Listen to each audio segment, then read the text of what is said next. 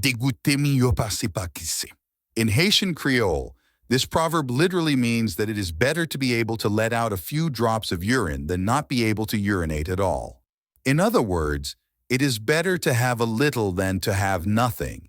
Instead of sitting with our fists pressed against our faces, counting what we don't have, let's learn to see the hidden blessings in our daily lives.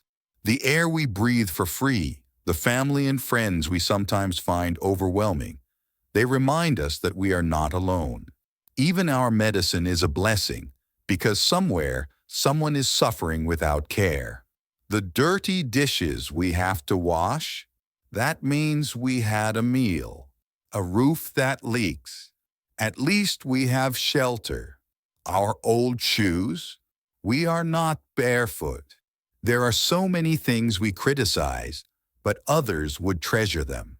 God blesses those with grateful hearts. So remember, Degoute miyò, pase. It is better to have a little than to have nothing at all.